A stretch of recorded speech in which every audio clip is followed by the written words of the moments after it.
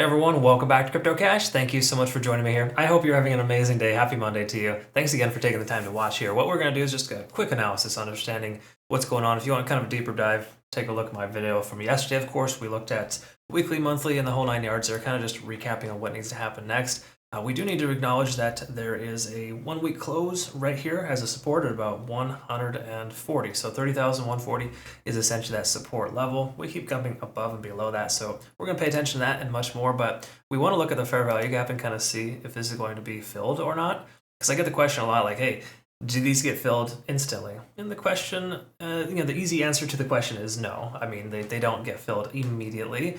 Sometimes it takes a few days or weeks, right? So there's no guarantee that we're going to retest 31,000 before we drop, or that we'll even drop, right? We don't truly know, but for the most part, it still feels like we could see that get filled before we see our daily fair value gap get filled here as well. They're at a low of about 28.4. Okay, so it does feel like we're trending lower and lower here, and there's a good chance it could break to the downside. So be careful with the long positions right now. That's all I got to say. If you are new to the channel, though, thanks again for watching. Hope you can learn something here today.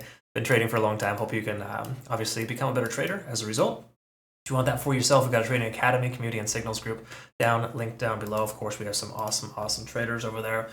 Cool trades here recently, too. We just took another 3 profit targets from Litecoin, BCH, and XRP. Those were all shorts from last night to today. So we got some good results there cranking through here pretty consistently. So it's been an awesome experience. Be sure to check that out if you haven't already registered. The last thing to register for, of course, is the BingX exclusive offer upwards of July 31st. It's available for the next, 2 weeks roughly. You get a $100 bonus and $50 deposit reward. So pretty easy stuff to qualify for that. And we use them, of course, because of the fact that KYC hit a lot of exchanges. KYC for what? KuCoin, Bybit, BitGet, US, and Canada were hit pretty hard. So long story short there is that if you're in those countries, BingX has you covered. There's no VPN or KYC. Check it out, link down below. Okay, so let's just jump right into the high block capital data first and kind of see what's going on the back end, and we can kind of put it together on the charts. So we're at 30,200 as a close approximate. We can see the asks are dissipating a little bit more. Interesting, we had a lot more asking pressure over the weekend. In other words, more selling pressure essentially. We can also see here too with the longs, a lot of longs are getting closed. Okay, so that pretty much tells us that they're either getting liquidated, which kind of happened. We had a little bit of an influx of income yesterday coming to the market there. I think it was like, 500 million or something. It dipped down to 30 or 29.9 and back up again. So that could be the longs getting liquidated, but it also is more likely the fact that we're a little bit more short-term biased to the downside. That being said, we have more shorts being closed as well. So both sides are kind of not sure what's going on. It's that kind of indecision, if you will. And we can also see that whales are equally as present as they were over the weekend. So we get larger position sizes coming and going. That really just kind of tells us that we're in this doji candle situation right now where the market could go either direction. So let's kind of take a look at net longs and kind of see where they're at. So longs are, I guess you could say they're averaged out at 30,200. So some of them are okay. However, a lot of them got liquidated because they had a stop loss just below 29 or just below 30,000, probably at 29.9.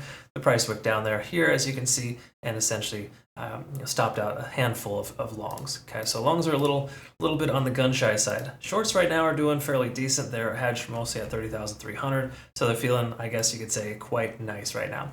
So in that sense, we got more short pressure than long pressure, but they're both equally as non-existent, if you will. So I don't think we have a ton of bias in either direction just yet. That's why we want to look at the charts and kind of see if there's anything else kind of telling us what's going on. Well, we are treading water closer to 50 on the RSI. We lose 30,000 on Bitcoin. It's safe to presume that the low 29,000 range, maybe even mid 28,000 range will be attempted. Okay, so keep that in mind.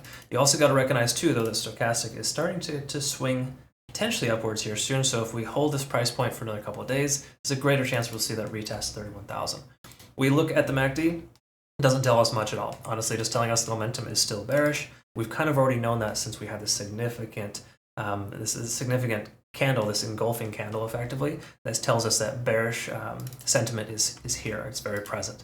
We can also see that we're below the 20-day SMA, and that's kind of a trend setter. So it's going sideways for now, so it's not much of a trend, but it is telling us we have a resistance there at 30,500. Big surprise, that's roughly where I'm looking to take profit for a previously long position I took on Friday.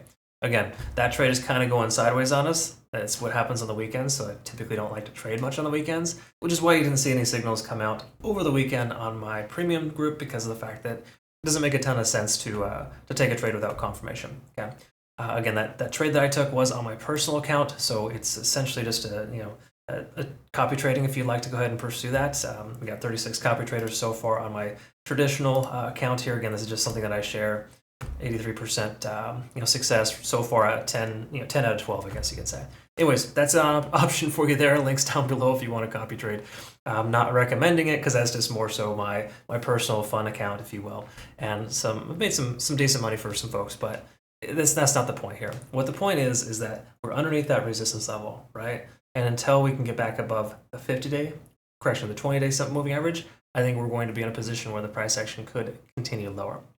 It does look like the price wants to continue to break down, but once again, we will see here. But for the most part, on the daily, we have slightly bearish qualities here, basically telling us that there's more indication the price is going to come down than up, but we do have that support level at 50 on the RSI, which is concurrent with 30,000. Okay, so 29.9, 30,000, we lose that level. It's a great chance that that'll become the new resistance. Okay, so just keep that in mind. Speaking of which, let's just double touch on this here too as well, so you understand. The gap that I'm referring to is somewhere between 28,400 and 29.5. Okay, so that's a fair value gap. The price increased significantly, and there's a lot of profits to be taken at that level. So in other words, those who took longs before here are in the green, and they're willing to take profits here. Okay, so that's usually why the price comes all the way down to those levels to essentially fill that. And coincidentally, 1.618 right there at 28,300 is a Fibonacci retracement level. So I would not be shocked if we saw a price point at that level. I have some limit orders at 28,500 for Bitcoin, just me personally, again, for my spot exchange. So just something to think about there. I do feel like we're going to see a retest of that sub 29,900 range. Okay, so Bitcoin 4 hour. What are we looking at here? What do we typically want to look at? Well, obviously, you know where I'm going with this. We're going to take a peek at the RSI. We've been below 50 on the RSI for some time here.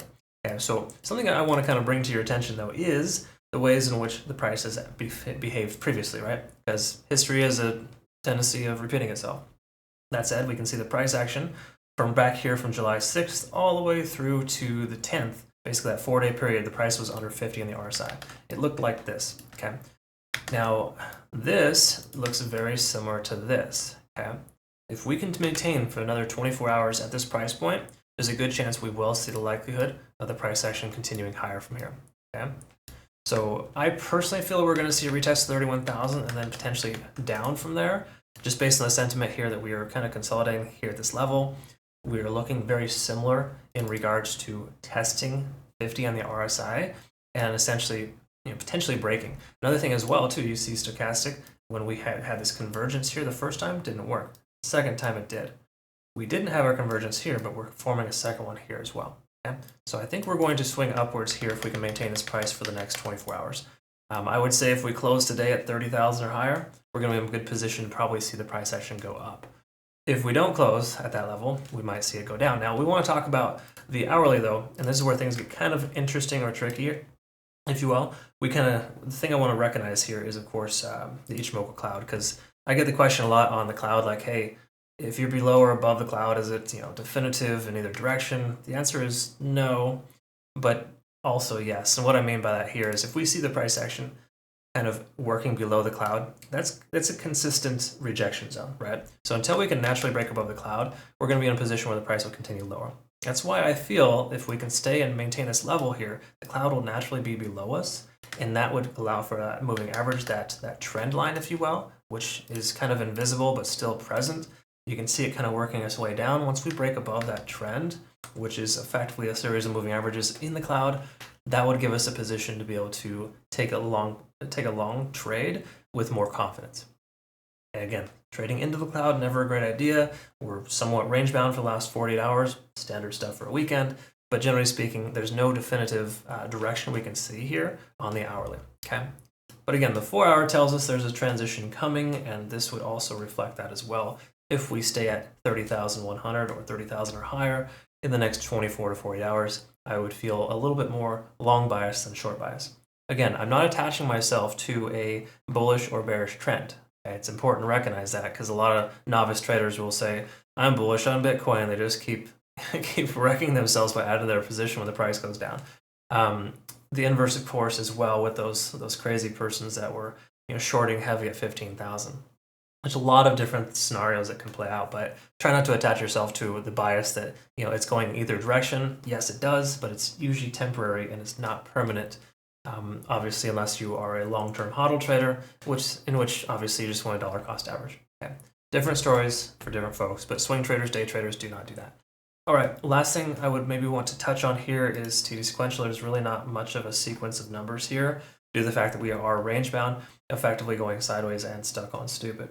So really not much else to note. We could look at the 15 and see if there's a shift in momentum coming. A lot of times stochastics will give us an indication here, but perhaps by the time you watch this video, it might be different. So less relevant, of course, but we are seeing our first stochastic convergence here coming up here as well. That could imply that we are nearing the bottom, but ultimately this is not a great sign here, retesting this level. We are having a descending trend, and there's a decent chance we could see a breakdown here soon if we cannot get more volume into this coin.